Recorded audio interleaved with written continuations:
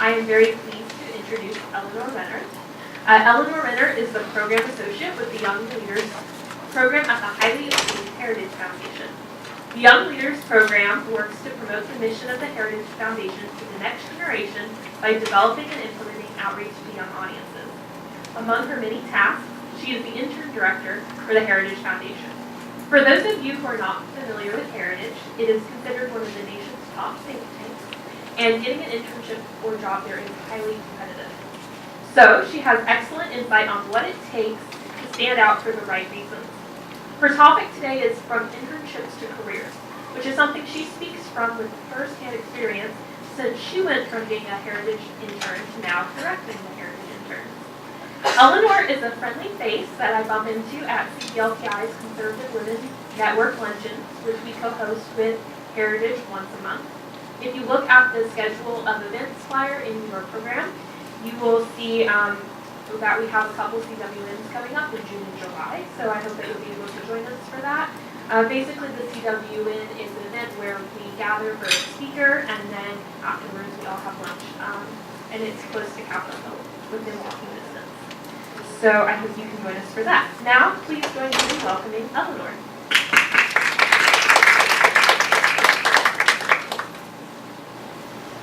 Thank you, Laurel. You took quite a bit of what I was going to say at the introduction, but as Laurel says, I'm the Program Associate with the Young Leaders Program at the Heritage Foundation, and I was so excited when Laurel approached me about coming to speak to y'all. I love working with Clairview Blues.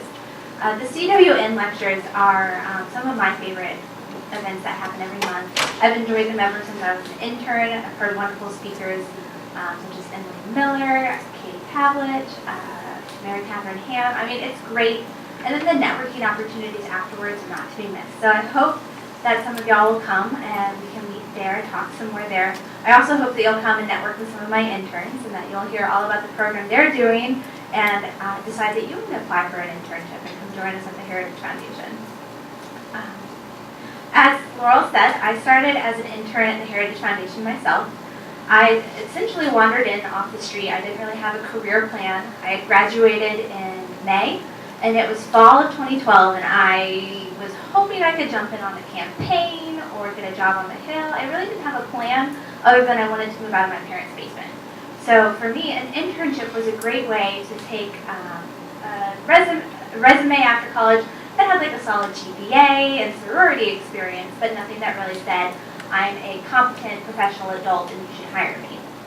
So I started at the Heritage Foundation then. I've been really lucky that in the 4 years since, I've never left. And I've been able to work with interns in every role that I've had there. Interns are an integral part of how DC works. I tried to figure out at first how many internship opportunities there were at the Heritage, or in DC, and it's just not possible. Or if it is, I wasn't able to figure it out. If you Google DC internship opportunities, you get over 18 million hits. So that's a lot of interns. So congratulations to you for coming and joining us here in DC. It's an exciting time. And an internship is an amazing opportunity. It's a real good way to set yourself apart. And you can gain experience, explore career opportunities, network, make friends. But an internship is never meant to be the pinnacle of someone's career. It's supposed to be a springboard so that you can build yourself a solid foundation, a good platform, and then figure out what the next steps are. And that's what I want to talk with you about. How to transition from an internship to the quote-unquote real world and get that first full-time job. So forgive me, you may have already done this, but how many of you have already graduated? So a couple of y'all are actually going to be doing the job search. How many of you are seniors? Juniors? Undergrads? Awesome, so we're all over the field. Some of what I'm saying will be of more immediate assistance to some of y'all, but I hope that all of it is helpful at some point in your career. I want to break it down into 3 parts. Utilizing your internship where you are now, the interview, and then getting started. So the first thing first is you're here in DC as interns. Are most of you on the Hill? How many of you are on the Hill? How many of you are at another think tank? Okay, I know that some of y'all are from Heritage, so I'm proud of y'all. I know you'll hear later in the afternoon about how to stand out in your internship, so I don't really want to spend a lot of time talking about that. She'll cover it, I'm sure, but there are a few things that I do want to touch on because I think they are so important, and they're worth repeating if she covers the same thing. Remember, every day that you're here, every day of your internship, you are building your professional reputation. So you can either be building a reputation of someone who you can count on, who you can trust, who will work hard, who is diligent, is worth hiring, or you're building a reputation that she's just here passing the time, can't really trust on her, you're going to have to double check her work. One of those people will get hired, and one of those people will continue to do internships. Someone told me one time that every task is a test, and I love that idea. So you want to be able to be the person who, whether you're given a big, meaningful project or some of the less glamorous work, like, can you make photocopies of this? Can you help me come up with a filing system? That's not what you want to maybe write home about or stick on a refrigerator, but it still needs to get done, and people who are willing to do it with a smile and a good attitude, and to make sure that it's done correctly and well, those are people who your employers are going to notice and who will really stand out later. Pay attention to the details. The devil is in the details. I like the delight is in the details. So those interns who come in and they never let anything fall through the cracks are ones who I've been proud to see go on into other jobs. When you do make a mistake, I think it's important to build up your integrity. Tell your boss, like, hey, this happened. I'm really sorry. Here's how I'm going to address the situation, and here's what I've learned from it. I've had interns who have walked me through that exact process, and I've talked about it in their performance reviews and other people to say it's more valuable to me to have someone who demonstrates they learn from a mistake than someone who hopes I never find out. So that's important. And then a big pet peeve of mine is I hear all the time from interns, I'm just an intern. I'm just an intern. People are going to discredit you already. You're already fighting against this idea that you're young and you don't have experience and you are just an intern. So why shoot yourself in the foot? Own your experience. Yes, you are an intern, but you're not just an intern. You're an intern at Steve King's office. You're an intern in Ben Sass's office. You're an intern at the Heritage Foundation. Say it with pride. Be proud of the work that you're doing. Be proud of the career that you're starting, and don't be afraid to own your own experience. With that, you're going to be meeting people with other different experiences because this city runs on networking. I think TV shows are where the bad connotation of networking came in, or that idea. I'm sure everyone, when I say networking, someone comes to mind of that person who's just going around shaking everyone's hand, making it rain with their business cards. That's not how networking is supposed to be done. It's not how networking is done correctly. The best piece of advice I can give you is to say, figure out how you network best. Try some different things. Read up on your personality test. I'm a sucker for all those BuzzFeed quizzes about what your personality is. But actual personality quizzes can be helpful, and you can figure out what are ways that play to your strengths, whether you're an extrovert, an introvert. So I have friends who are painful introverts, and you hear networking, and I think their knees start knocking. But I was asking them, how do you network? How do you do it well? And they go with a wingman. Like, bring 2 or 3 friends so that you don't have that, I'm by myself, I'm all alone, they're going to eat me. You've got support with you. And then you can take turns also introducing yourself. So, and it's easier to welcome someone to join your group than to be that one person holding like whatever appetizer you have on a napkin, trying to break into different cliques that have already formed. So come with people and then be warm and inviting and let people come to you. I'm more of an extrovert. I like meeting people, but going into just a room full of people can still be overwhelming. And I come out of those events thinking I didn't really get anything accomplished there. So I like to set goals for myself, whether it's meet 3 people I haven't talked to already, or introduce my intern to someone who they really need to meet. I like to feel like there's an accomplishable goal that I can check off my list and feel like I've accomplished something. I also read an interesting study that people say they're more happy after networking if they don't go into it with goals for themselves so much as goals for other people. So what can I share with this group of people I haven't met before? What can I do for these people? How can I connect them with others? So if you have more of that how can I serve other people mentality, maybe that's something that'll work for you. It's important to just get out there. Like any kind of muscle, any kind of skill, you'll get better with practice. So the more you do it, the better you'll become, the more comfortable you'll become, and hopefully you'll be able to be a smooth networker in no time. However, meeting people for the sake of meeting people doesn't really help that much. If you're just collecting business cards and passing out your own business cards, you're not forging a relationship. So it's important after you network, after you go to these events, after you attend an event like this, that you follow up with people. And there are a couple of different ways that you should go about doing that. So first and foremost, LinkedIn. It's a tool that people are kind of hesitant about it. Some people use it all the time, and some people are more like me, where I put a picture up and I update my title when that changes, but I don't do that much with it. The people who are really, really good at networking are really, really good at LinkedIn, so follow up with those people.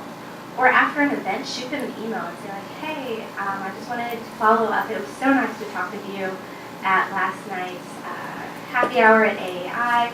I really liked your point on XYZ. I'd love to get coffee. Or can you share some of your experience? People love to talk about themselves. So if you phrase it that way, can you share some of your experience? Or I'd love to pick your brain about X, Y, or Z. You'll find that they're more likely to say yes, or at least they have been in my experience. But even still, most of you raised your hand, said you're still seniors or juniors or underclassmen. That means you're going to be leaving BC. But you don't want those connections that you're building now to die. That is really one of your most vital tools. So how do you keep up to date? I think it's really important to stay in touch. So start setting up your own Kindle schedule, or that's such a DC term. Put it on your calendar in a couple of months. Check in with people. Around Christmas, wish people happy holidays. Figure out ways that it's natural for you to ping those people. So for example, I love Hamilton, and a couple of my former interns know that I love Hamilton, and they've been talking to me like, oh, did you see this happen? Did you hear this new cover? How are you? By the way, this is what I'm doing. It's very natural. It just feels like we're having a conversation, even though they've already left. So figure out those ways, whether it's you meet someone and you know he's a really big fan of Star Wars. Say like, oh, I was watching the new Star Wars trailer, and you came to mind. Hope you're doing well. What you're doing is you're just bringing yourself back up on their radar, which is important because these are the people who are going to be hearing about, oh, I need a new staff assistant, or I'm looking for an LA. Do you have anyone who would come to mind? You want your name to be fresh and foremost. What isn't good networking is when you apply for a job and you start pinging that network you built up for the first time since you left BC. So if you go back at the end of the summer and you're looking for a job in May, you want to have that connection still growing, not this is the first time they've heard of you since you left. Okay, who is that again? Why should I help you? Also, you've been replaced by new faces who are here. So you want to make sure you're keeping that connection alive. Think of it as running oil through a pipe to make sure your car keeps running. Networking is important to follow up. Any questions about networking before we move on? And the other important thing with networking and preparing for what you want to do next is social media.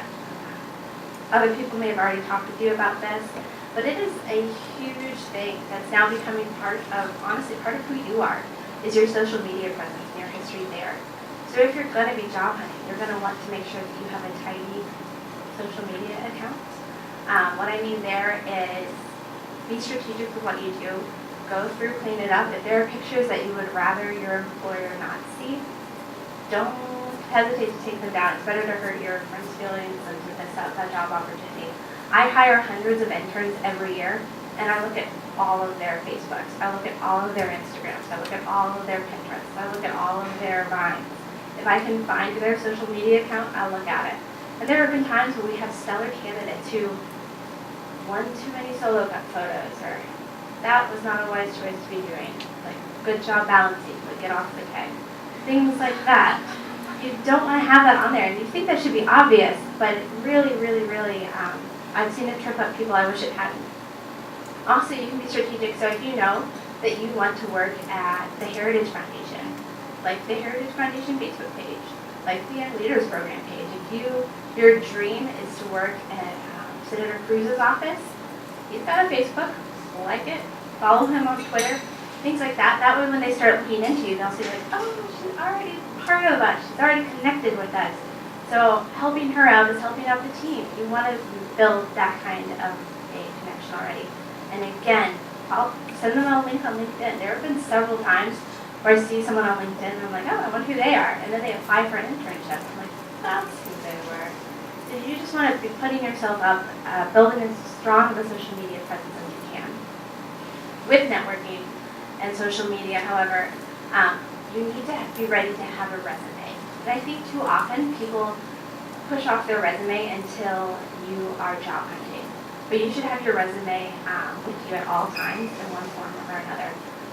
So we're going to go into resumes for a little bit of detail, but just some general rules of thumb is that your resume should be one page.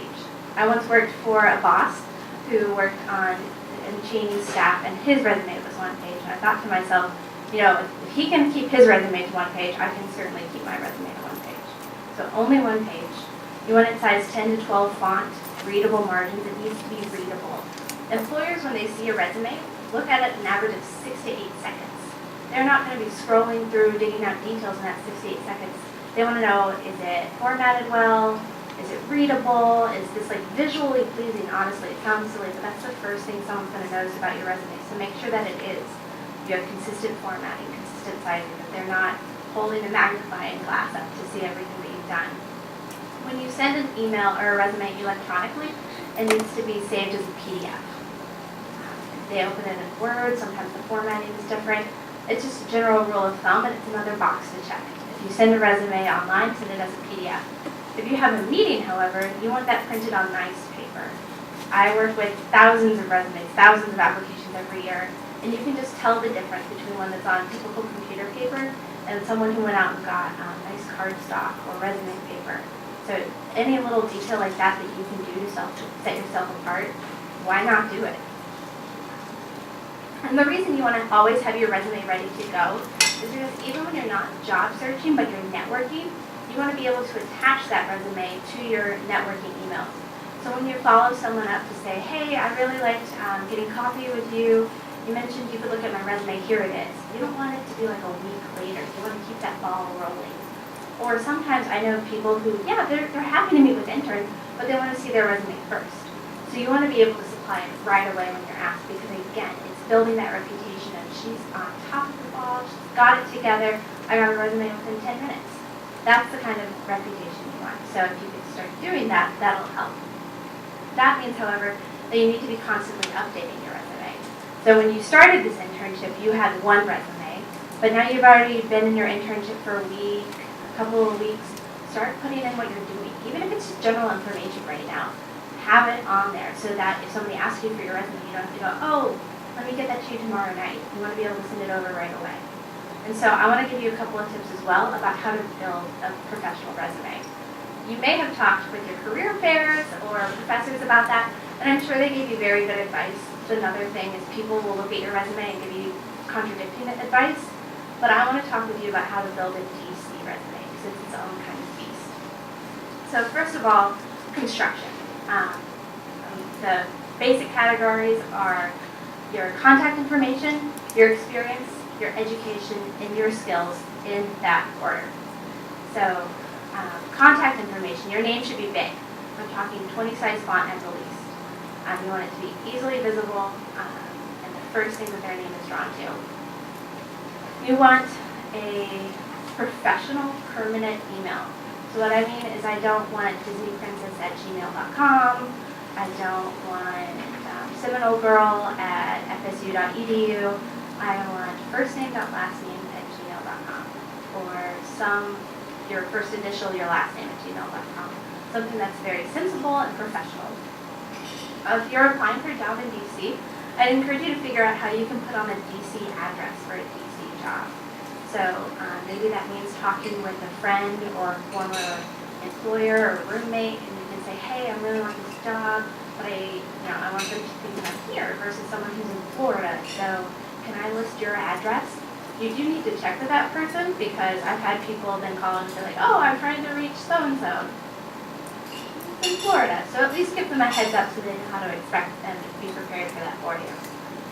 Another thing that tripped me up when I started is a cell number with a professional voicemail.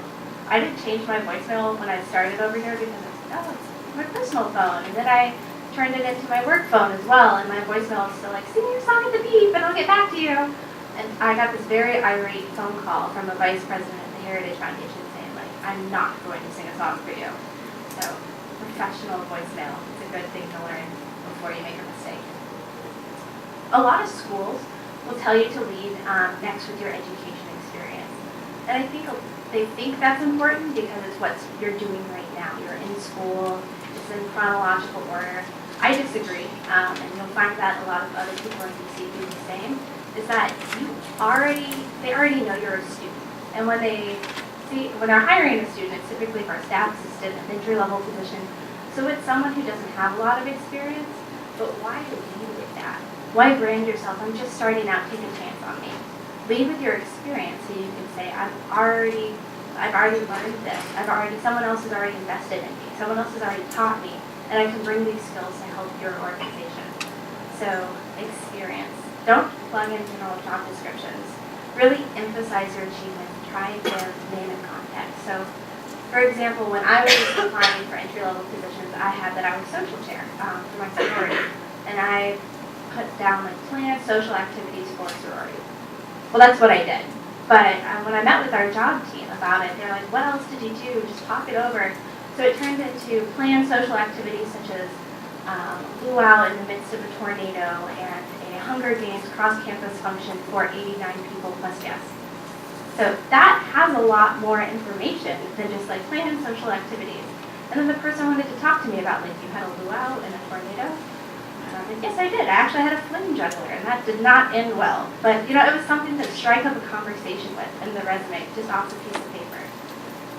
So for example, a typical intern summary that I see a lot of is answered phone calls, assisted on research projects, provided administrative support for supervisor and department.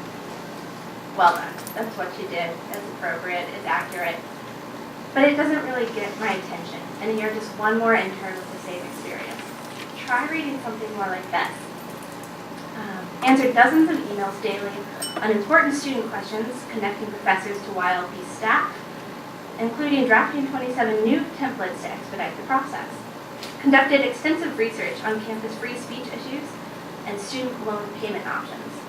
Built and managed a comprehensive base of over 4,000 intern alumni from over 20 years ago to the present. One of those is going to get someone's attention more than the other. Can you already hear that? Awesome. Again, you want to keep your resume up to date and ready to go so that you don't have to be making these tweaks at the last minute. And I'd also encourage you to find someone you trust who can look over your resume and give you good advice. So I'm going to make a plug for Heritage. We have a great job bank. You just Google Heritage Foundation Job Bank. They will look over your resume. You can schedule a workshop with them. It's completely free, but they'll help give you advice. And they'll also try and give you tips on how you can plug in conservative movements. You're welcome to email me resumes as well. I like doing resume workshops. But your boss is someone who would be a good person to ask. Your friend is someone who would be an obvious person to ask. Get as many eyes on your resume as you can so it's ready to go and you feel confident in it when you start sending it out. With the resume is a cover letter, and I hate cover letters. I hate writing them, I hate reading them, I hate editing them, but they're a part of the process, so I want to talk about them. A cover letter is for, it's not just for general, I have this kind of ready to go. A cover letter is for when you're actively job searching, and it's that piece that tweaks your resume. So it explains why you are a fit for the position. You still want to have your resume ready to go, but your resume needs to be more straightforward. The cover letter is where you get a chance to introduce yourself and explain why the information on your resume fits the job description that they're looking for. So you should demonstrate your writing capability and also make sure you proofread carefully. I had one person who misspelled organization horribly wrong. And spell check changed it into a different word that I don't think that's what they meant to say. With your cover letter, you want your header to match your resume. So if you have that written back to your resume to be in size 20 font, you want the same font, the same size on your cover letter. You want the same address on your cover letter. You want the same address block on your resume so that it flows naturally together. And the purpose of the cover letter is to answer two questions. Why are you the right person for the job? So this is a chance where you highlight the skills on your resume, you talk about your achievements, but you don't repeat the resume. So you can go into a little more detail, fluff it out a little bit more, but you don't want to just be copy and pasting from one text to the other. This is supposed to be more exciting, more personal, more jazzed up. But you also want to talk about why do you want to work for the company. So demonstrate mission alignment. I had a couple semesters ago, somebody wrote a fabulous cover letter for an internship application. She talked about how she wanted to work at the Heritage Foundation because she had such a heart for the conservative movement. She's been so frustrated working on her campus, being a lone voice, speaking out against her liberal professors, and she wanted a chance to grow with conservative students who could encourage her and she could learn from, take their ideas back to her community. And I thought, wow, this girl is like top of my pile. She gets it. She gets what the Young Leaders program is about. I'm going to keep her aside so that if I don't decide I want to hire her, I can at least pass her on to other people just because she really stuck out to me. 3 semesters later, I'm still talking about her cover letter. So that's the kind of work and thought you want to put into your cover letter. Again, have somebody else read it before you send it over. I'd also include at the end of your cover letter that you look forward to hearing from them. Don't be afraid to ask for that. And it kind of puts the ball in their court and it says, I do expect an answer. Otherwise, it implies you'll be following up with them as well. So it's just a nice touch at the end.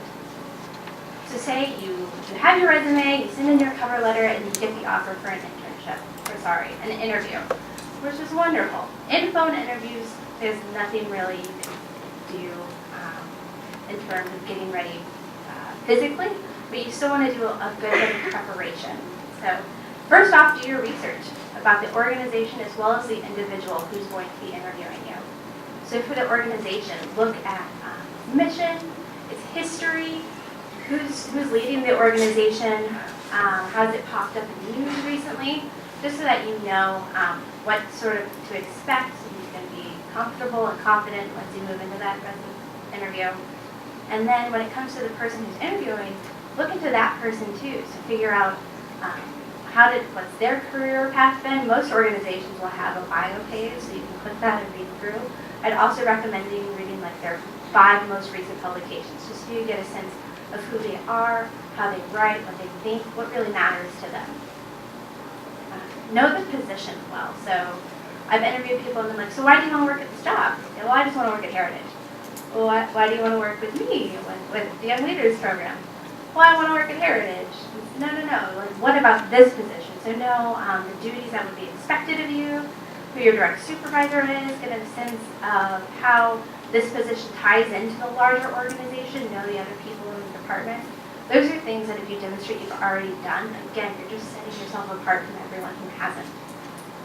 If it's an in-person interview, there's more you can do to get ready. So I like to call it advancing the site. Figure out where the interview is going to be and how you're going to get there. The metro is crazy right now. So if you're going to depend on taking the metro, how long is that going to do? How long is that going to take? And then double it. It's much better to be on time than to be 5 minutes late. It's better to be an hour early than 5 minutes late. However, you don't want to be that person who shows up an hour early and sits in the lobby, because then they feel like they have to detain you and you're stressing them out before your interview. So figure out where you can go that's out of the way but nearby. So is there a close by coffee shop? Or is there a library? Or a building next door? Or what can you do so that you're nearby, ready to go, but not in their hair? Be prepared for weather. You don't want to be the person who arrives covered in sweat, or the person who's wet because it's raining, or has that unfortunate odor attached to them. So just be aware, be prepared, so that you show up ready to go. Part of being prepared and ready to go, of course, depends on what you're wearing and how you're dressed. For appropriate interview attire, which is different from appropriate work attire. For an interview, you want to go as professional as possible. So that means a suit. You want navy, black, or dark gray. You want a button-up shirt or a blouse. You should have your makeup kept as minimal as possible. I'm not going to say don't wear makeup because I don't believe in that. But you don't want to have distracting winged eyeliner or every eyeshadow going on. You can be a great highlighter, but keep it minimal, especially for men. I've noticed they get a little flustered when someone arrives and their face is done as if they're going to go clubbing. Just keep it minimal. Subtle perfume. I've also been in interviews where the person who's doing the interview keeps sneezing. That's not a good sign. So subtle perfume. Your hair should be done. I had this personal vendetta in DC with dry shampoo. It is a tool. It is not something that you should abuse. So a lot of times I think we think like, oh, I can skip doing my hair so I can be sure that I'm on time. If your hair is a mess, if it's oily, if it's limp, and you're on time, you're not on time. So watch that. Non-distracting jewelry. Your nails should be clean. I realize I'm a little bit more old-fashioned, but I think that for an interview you should be wearing pantyhose and closed-toed shoes. You want to look as professional as possible. Every box you can check. Why not check it so that you can come out being professional? Now I've had questions about girls who say like, hey, what if I have a nose ring? Or I have extra piercings in my ears? That's who I am and I don't really want to hide it. And I agree, you should wear what you feel like you will be comfortable presenting yourself as on a day-to-day basis. So if you have a nose ring and it's something that you're going to wear all the time, yeah, go ahead and wear it. Understand that your boss may not like it, but if it's something that's important to you to wear, you don't want to spring that on them later. I would encourage you to wear a simple stud instead of something more exciting, but that's certainly fine. Any questions about preparing for an interview? When you walk in, first impressions are so key. So you're going to want to have all of your things together. I'd recommend a purse with little else in it. So your portfolio stocked with a couple of resumes. You want to have multiple resumes. I one time went in for an interview expecting just to be with one person, and they pulled up a panel of 6 people. I was like, okay, I'm sitting out extra copies. So you just want to, again, be prepared. Again, all on nice paper. So a portfolio with that, a list of references, maybe some previous writing samples, a pen, and the job description. Because again, if you're like, oh, let me pull up the job description, and you already have it on you, they're just showing how prepared and ready to go you are.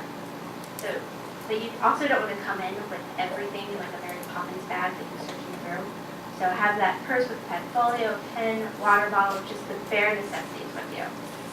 And when you walk in, you want to immediately have your shoulders back, good posture, smile, make eye contact, and a firm handshake. Then as the interview is going on, watch out for nervous tics. So you don't want to be constantly playing with your hair, or shifting around, or tapping your leg, anything like that. You want to own the room. You want to own the conversation. And you can project that even while they're talking, just with your body language. So be aware of how you're doing that. I went through a class one time where they had us just sit down and watch ourselves in a mirror, read out something. So if that's something that you feel like, oh, that'll help you practice, why not go for it? Look into things like that, and I think you'll really just feel more prepared as you enter the room. There are some obvious questions that you should be ready for in an interview. Obviously, why did you apply for this position? What did you like the least about your last job? What are your career goals? What would you say your greatest strengths are? What are your greatest weaknesses? How would you describe your political philosophy? With your greatest weakness, you should be honest, but you should also be strategic. So you don't want to say, I could never show up on time. Or I'm really unorganized, or I have a hard time following through. So try and think over, like, if they ask you that question, what can you say that's honest, but still not going to shoot yourself in the foot? So things like, sometimes I have a hard time saying no, and I know it's something I need to work on, or come up with a solution that you're already working on. I'm very nervous when it comes to public speaking, but I recently signed up for Toastmasters, and it's an issue I'm trying to build on already. So things like that where you can admit a weakness, but then pivot to how you're already working on it, I think is a good idea. Then, with that, be ready with your own questions. I think, and I notice this more with ladies too, is that when the interview's wrapping up and it's gone really well, it's like, so do you have any questions for me? And there's this awkward pause. Or, no, I think we already covered everything in the interview. Don't be afraid to ask questions. And also, just beyond, don't be afraid to ask questions, ask the questions. It shows again that you've done your research and you're prepared and you're comfortable and confident in yourself in there. So anything that you didn't find in that research that you did earlier about the organization and news, that would be a perfect time to ask that. Another good question is, what is your office environment like? What growth opportunities are there here? Do not ask anything that you should know from the website. So things like, how many people work here? Or how was this company founded? Or what is your mission statement? All of that you should be able to find on the website. You also don't want to ask at this point about salary or benefits. I know that we're told a lot to be assertive and be responsible for your own salary and your own experience, and absolutely right. There's a time and place for that, and it's not during the interview. So when you have the interview, just make it clear that you're interested in learning more, but save the salary negotiations for later when you get to the offer part. Once the interview's done, it's not over yet, though. That's when you need to immediately start writing a thank you note. I think a thank you note should be mailed the same day as your interview. If you're interviewing on the Hill, you will find frequently that mail goes through this complicated screening process, and there's no guarantee that it'll be delivered that same day. So carry just a couple of thank you notes in your purse so that you can finish the interview, sit down, write it there, and drop it off to the staff assistant so you know the person who interviewed you. It'll get to that sheet of staff the same day. Things to do in an interview, in a thank you note. Again, need legible handwriting. You want to say thank you so much for interviewing me for the position of blank. You want to again make it clear what position you're applying for. Try and talk about experience or something that you talked about during the interview. So, for example, I had an interview one time and my boss said that my assistant will learn the dance that we do, and I've got to put that in there. Like, I look forward to learning the steps of your dance. Is that cheesy? Yes. But it's just saying, I paid attention, I listened to what you had to say, and I'm repeating it to you now so that you know.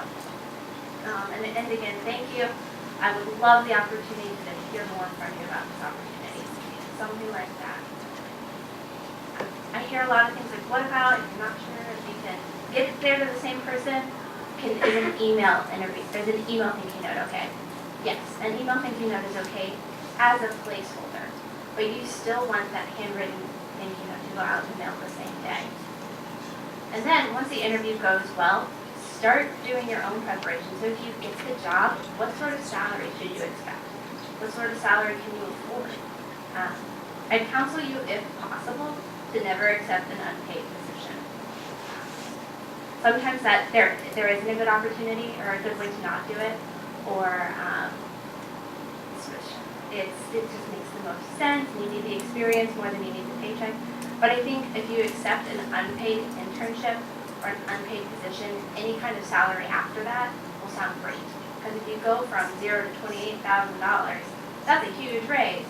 The $28,000 is not going to go very far in the seat. And then you'll start thinking that it's a good offer.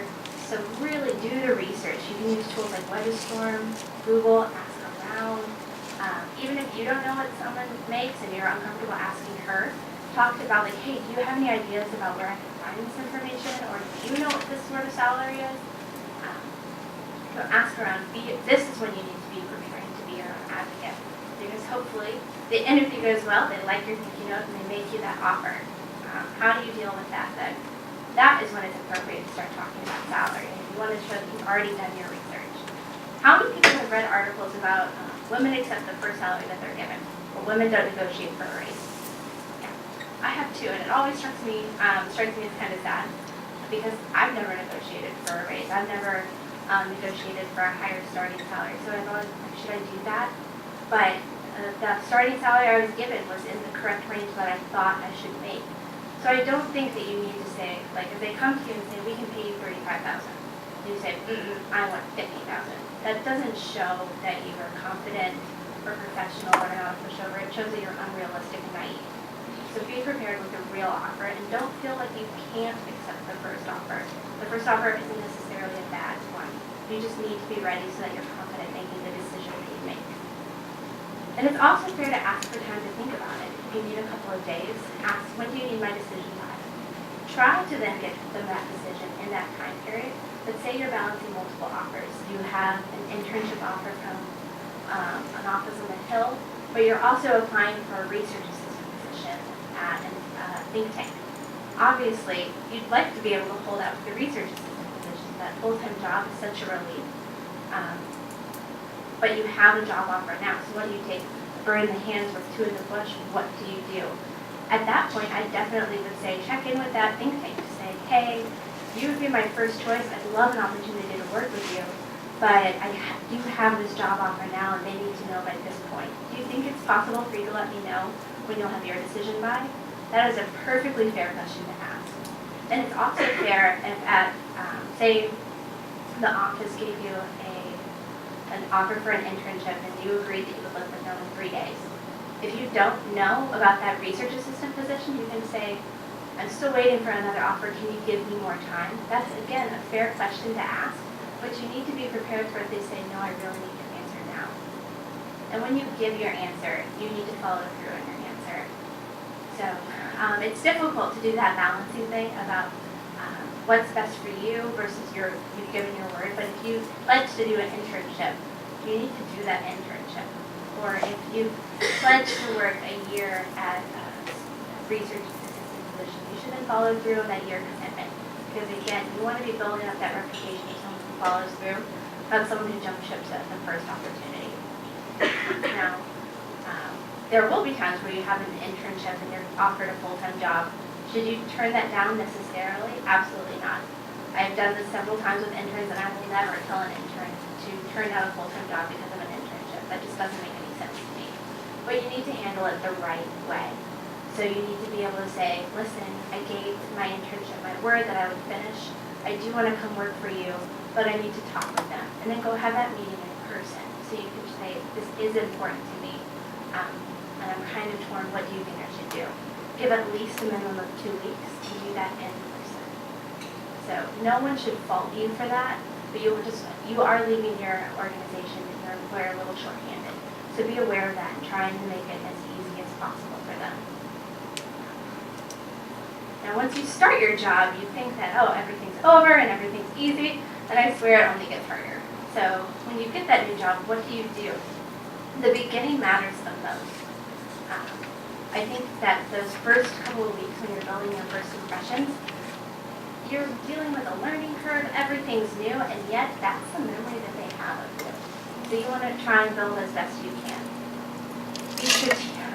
With that, you want to work hard, you want to not really put yourself forward. Take time, be willing to take time to learn the office background, learn how things are done so that you don't step on any toes or create office faux pas that nobody really talks about.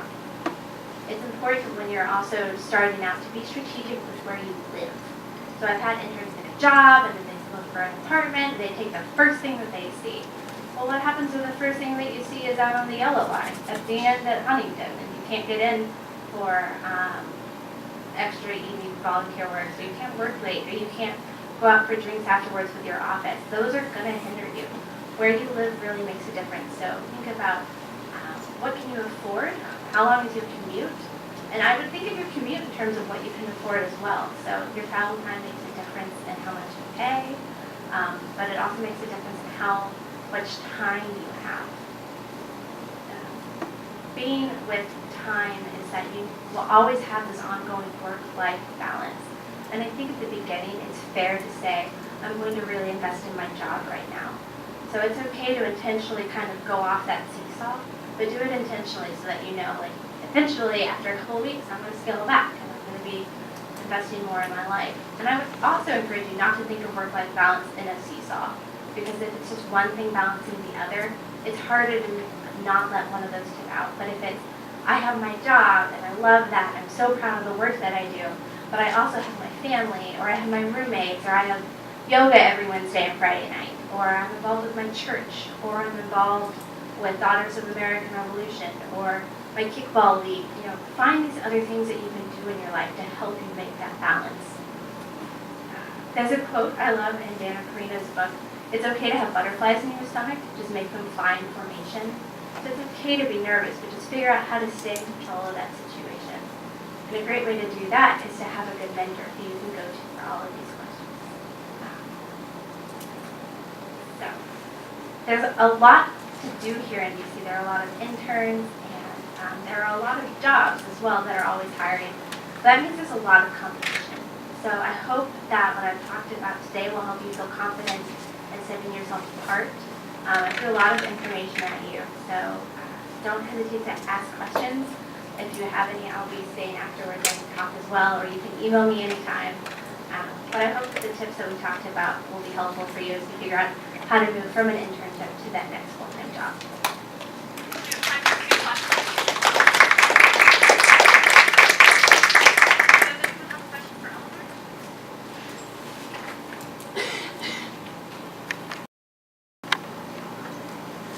Hi, my name's Courtney. So I will be looking for a job in about 2 months. So one thing that I've been kind of worried about, and I've kind of heard maybe as a theme today, is that where you start really determines how far you can go. So do you think coming off of an internship, it's like you said, it's going to be very competitive. If I'm only able to take maybe not my first offer for a job, will that hinder me in any way? Should I be very strategic this early in my career, or will people be understanding that, as you said, or someone said earlier, like I was just an intern, like I don't have much experience and I can't really pivot very far, if that makes sense. Yeah, it's difficult. I wish I had a really easy answer. My typical rule of thumb is I give someone one pass on a resume. So if I look at a resume and they're applying for an internship with me or an entry-level job with our organization, but they've been working for a Democrat, like as a staff assistant, why were they working for a Democrat? And then they want to apply at the Heritage Foundation. Was that someone who, it was their local senator? Is someone who they do from school that pulled them in? Something like that is fine. But jobs that you take are branding opportunities for you. So you will start as you move along to build up this experience. I think your first internship, your first job, that's okay. You need that first step. But after that, be aware of how you pivot. So for me, after my internship, I worked as an executive assistant for a couple of years. And I loved it. I learned a lot, but it wasn't what I really wanted to do full time. So I was trying to figure out what should my next step be. Someone approached me about, hey, come be an EA for Austin, Texas. It would have doubled my salary. And for a minute, that lure was definitely real. But I knew that if I went from an EA position to an EA position, I'm building a track record.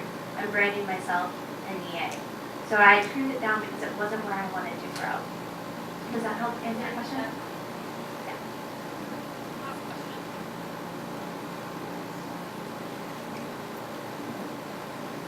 Hi, so you spoke about networking earlier, and I was wondering what are sort of the local DC quirks about networking around here in this specific town?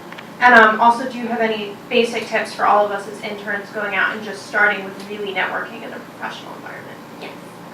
So a couple of things. I think good ways to network are the CW enlightens. Especially for interns, there's something called First Fridays at Union Pub.